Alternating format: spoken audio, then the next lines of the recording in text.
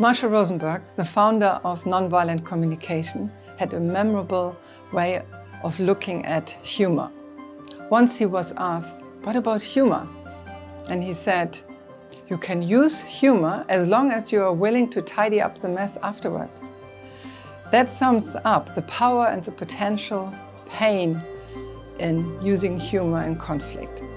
Hello, I'm Gesine and welcome to NVC Life Hacks.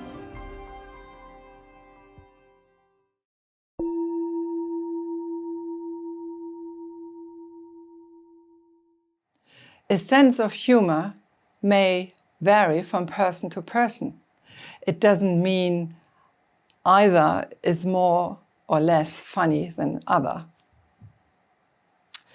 When we are in conflict, we often hear blame and criticism.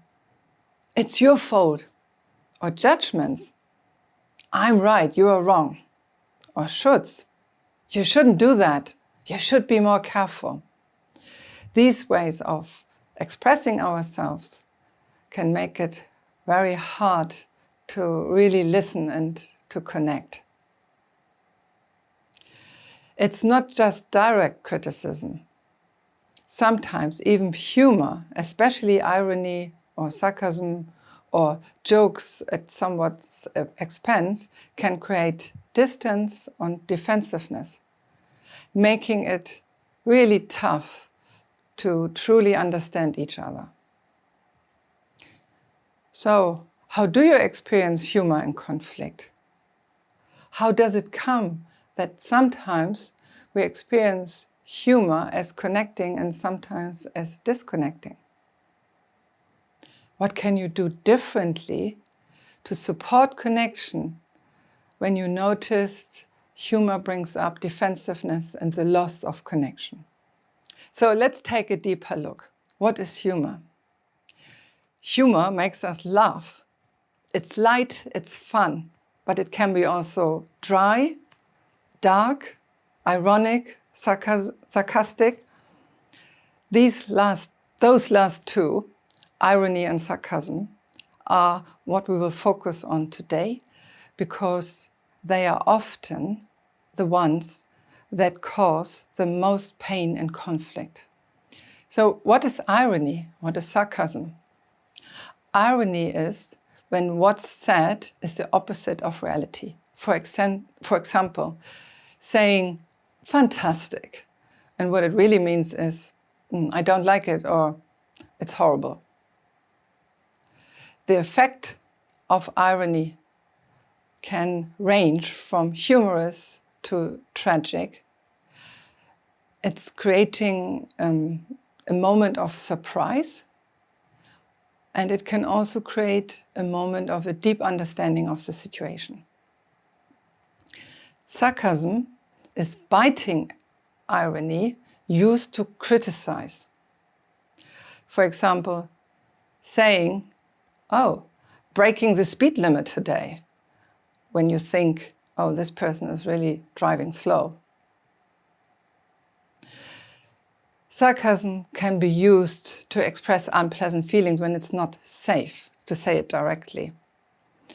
So if you're feeling bitter, angry, frustrated, then it will point you to unmet needs. And I will come back to it later in the top tips. The meaning of sarcasm often relies heavily on the tone of voice and context.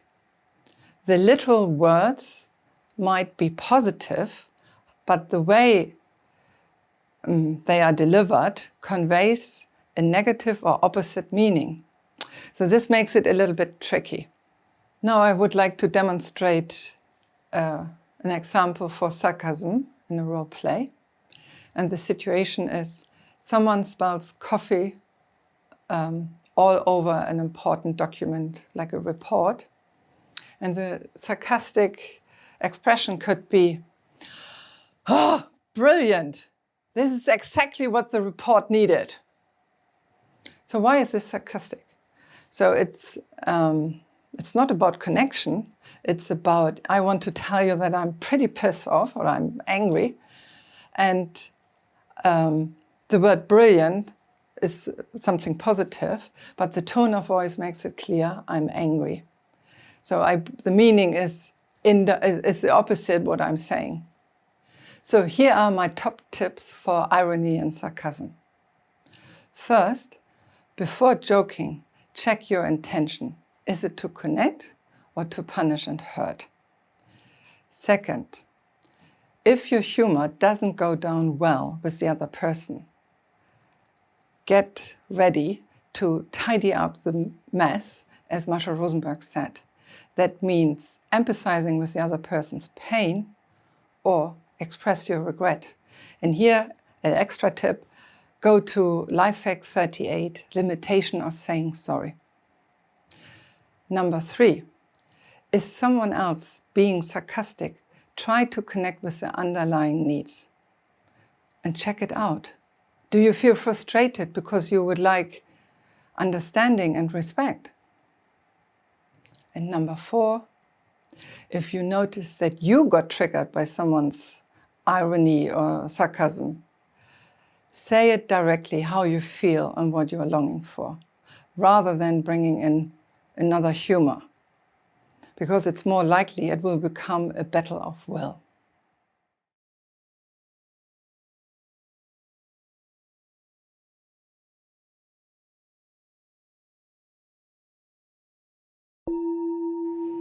That's it for now. Was this helpful?